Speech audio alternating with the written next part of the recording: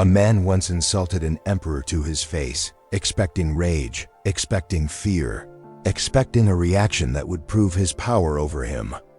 Instead, the emperor simply smiled and said nothing. The room went silent. The provocateur, confused, tried again, sharper this time, crueler. Still nothing. No defense, no anger, no explanation. And in that silence, something strange happened. The provocateur suddenly looked smaller, weaker, almost desperate. Because here's the truth nobody tells you about people who attack you. They need your reaction like a fire needs oxygen. Take away the oxygen and the fire dies instantly. Today, you're going to learn 7 Stoic responses so powerful, so quietly devastating, that the loudest provocateur in your life will lose control the moment you use them. Not through anger, not through revenge, but through something ancient, something psychological, something almost frightening in its calmness. Stay until the end, because the 7th response is the one most people discover too late in life. Welcome to Anonymous Achiever, the place where ancient wisdom meets modern battles. If you've ever walked away from a conversation shaking, replaying words you wish you'd said, this video was built for you. Because provocation isn't really about words. It's about control. Someone tries to hijack your emotional state, and if you let them, they win before you even realize you were in a fight. Marcus Aurelius wrote his private journal not for followers, not for fame, but to master this exact battle, the war inside, against people who tried to shrink him. Epictetus, a former slave who became one of history's sharpest minds, said something that should be carved into your memory. No one can insult you without your permission. Let that sit for a moment. Modern psychology backs this up completely. Researchers call it emotional hijacking, when your amygdala overrides logic in under 2 seconds. But here's what's fascinating. You can train yourself out of that hijack. And today, you will learn exactly how, through 7 responses used by history's calmest, most unshakable minds. If this resonates, consider subscribing, because what comes next might change how you handle conflict forever.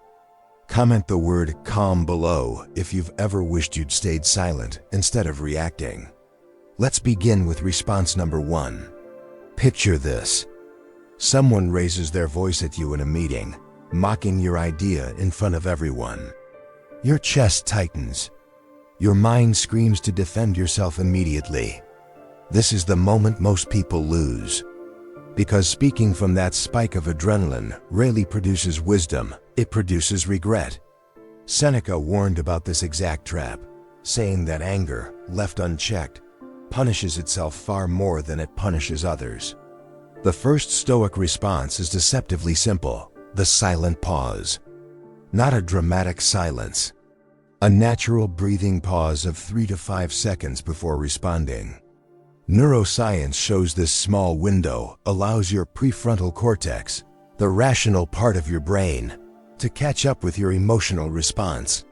In that gap, provocateurs often panic. They expect resistance, not stillness. And stillness confuses them. Try this the next time someone provokes you. Breathe once, slowly, and let the silence stretch just slightly longer than feels comfortable. Watch what happens to their energy. It shifts, it falters. But silence alone isn't enough if you don't know what to do inside that space. Because there's a second layer to this response most people never discover. And it's what makes the pause truly unbreakable. Imagine someone spreading a rumor about you, twisting your words until you barely recognize yourself in their story. The pain isn't just embarrassment.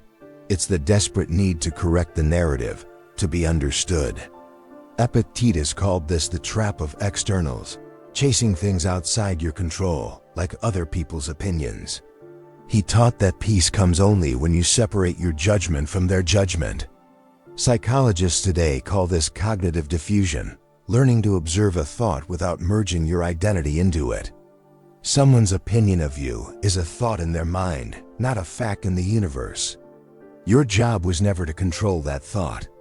Your job was only to live truthfully. Try this exercise.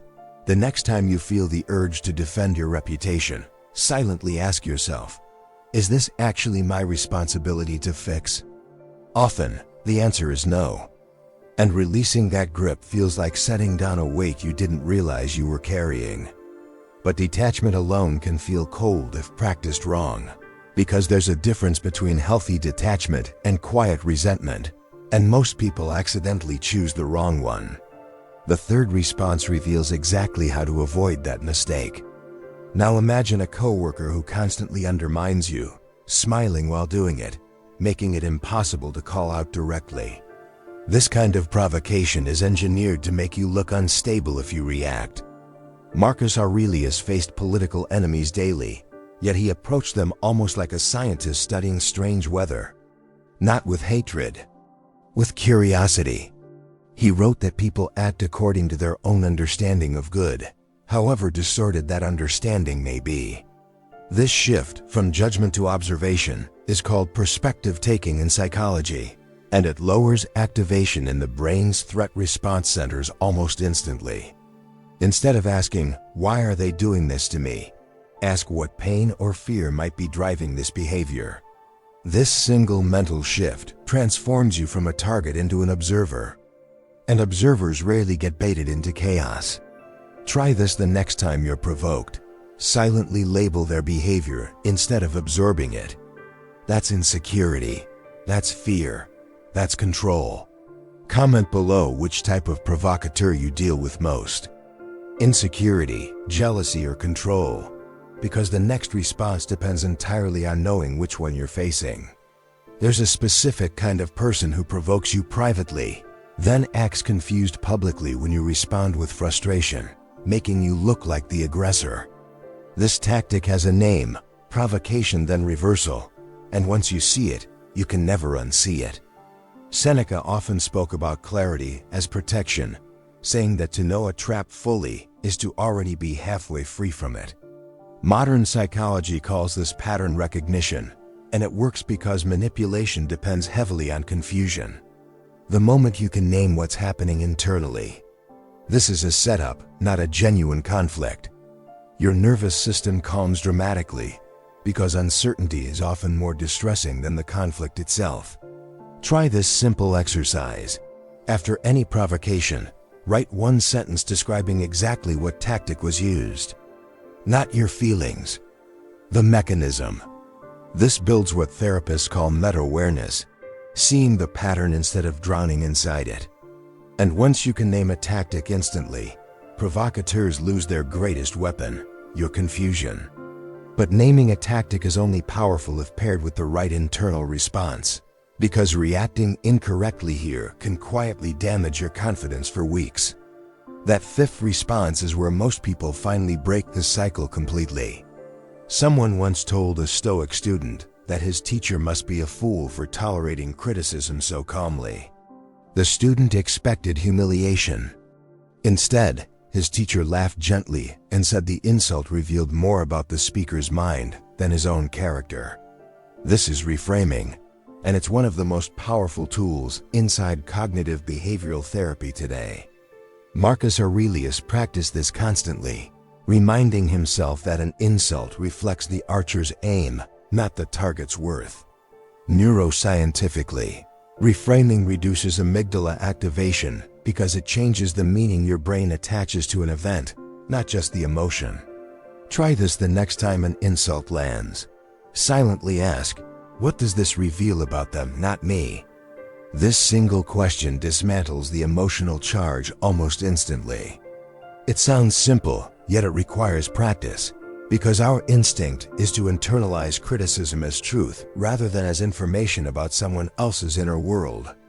Comment below if you've ever realized later that an insult said more about the other person than you. But reframing works best when combined with something even deeper. A response so quiet it almost feels like power itself, and it's coming next.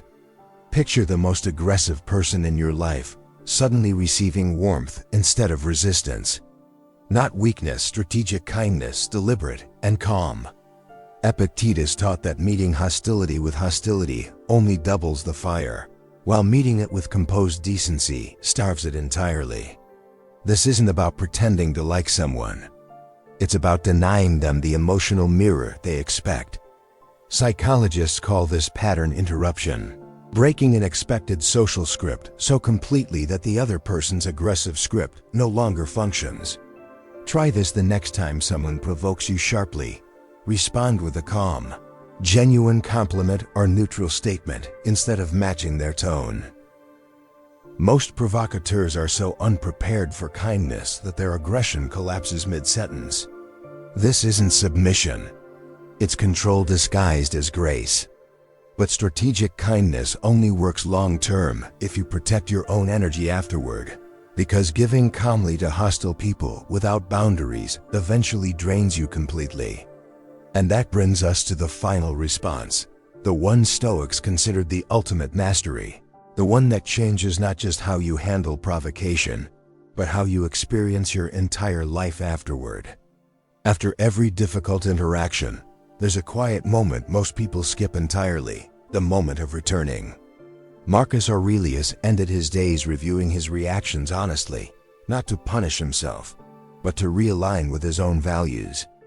This final Stoic response isn't something you say to the provocateur.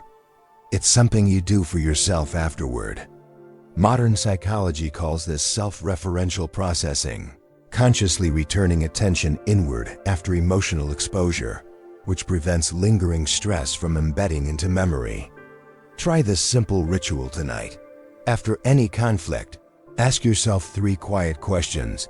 Did I stay aligned with who I want to be? Did I give away my peace? And what will I do differently next time? This isn't self-criticism. It's self-authorship. Because provocateurs only win permanently if they change who you become. And the deepest form of power isn't defeating them in the moment. It's remaining untouched by them afterward.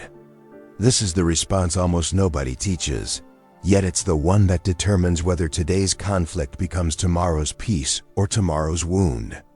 7 responses. One core truth hiding beneath all of them. Your reaction is the only thing anyone has ever truly controlled about you. And the moment you reclaim that, provocation loses its power completely. The silent pause protects your composure. Detachment protects your identity. Curiosity protects your clarity. Naming tactics protects your confidence. Reframing protects your self-worth. Strategic kindness protects your control. And returning to yourself protects your future. Provocateurs are not your enemies. They are teachers disguised as obstacles, showing you exactly where your peace still depends on their behavior. Marcus Aurelius ruled an empire, yet his greatest victories happened silently, inside his own mind, long before any battlefield. Yours can happen the same way, starting with your very next conversation. If this video shifted something in you, consider subscribing, because Anonymous Achiever exists to help you build this kind of quiet, unshakable strength. Comment below which of these 7 responses you're going to practice first. And if you know someone constantly drained by conflict, share this with them today. It might change how they experience every difficult conversation from now on. Stay calm, stay unshaken. Your silence was always your power.